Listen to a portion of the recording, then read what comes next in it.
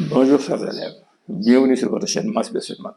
Alors dans cette vidéo, nous allons parler du théorème de l'encadrement ou bien du théorème des gendarmes.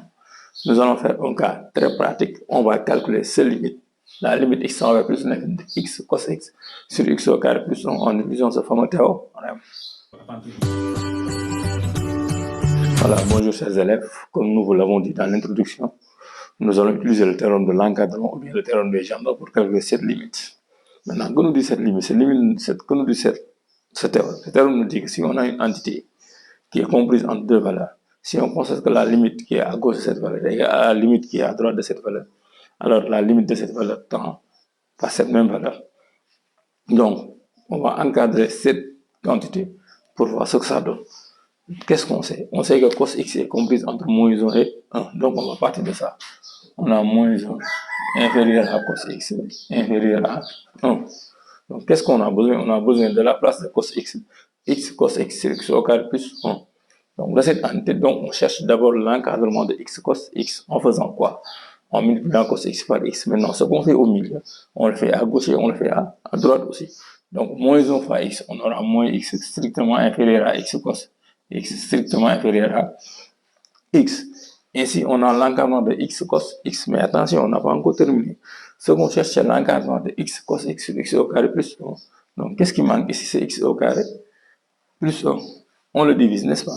On le fait à gauche, on le fait à droite. Donc, on aura ici moins x sur x au carré plus 1 strictement inférieur à x cos x sur x au carré plus 1 strictement inférieur à x sur x au carré plus 1.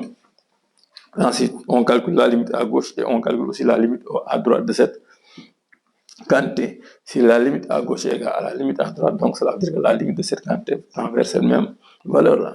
Maintenant, attention, ici on a x moins x sur x au carré plus 1. En infini, on prend la limite du monome le plus haut, degré. Ça revient à calculer la limite quand x tend vers plus l'infini de moins x sur x au carré, limite x tend vers plus l'infini de moins x sur x au carré, donc qui est égal à la limite x tend vers plus l'infini de. Maintenant, on simplifie par x, moins 1 sur x. Maintenant, quand la limite x tend vers plus l'infini de moins 1 sur x, ça donne 0. N'est-ce pas? Et on fait la même chose à droite. Donc, limite x tend vers plus l'infini de x sur x au carré plus 1 revient à calculer aussi la limite x tend vers plus l'infini de x sur x au carré plus 1.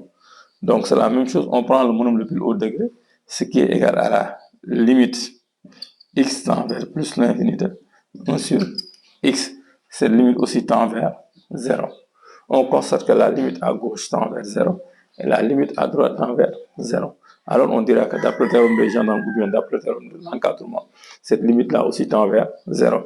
Donc, on dira que limite x tend vers plus l'infini de x cos x sur x au carré plus 1 égale à 0.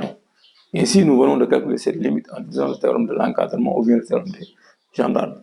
Toujours est-il qu'à chaque fois que vous avez ces genres de limites, il faut penser au théorème de l'encadrement qui dit simplement que si on a une quantité et qu'on constate que sa limite à gauche égale à sa limite à droite, donc cette quantité doit être encadrée par deux valeurs, n'est-ce pas? Et on constate que la limite à gauche égale à la limite à droite.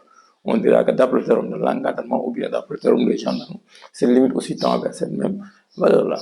Alors, c'était tout pour cette vidéo. Nous vous demandons de nous revenir dans les commentaires et surtout, n'oubliez pas de vous abonner et de nous soutenir.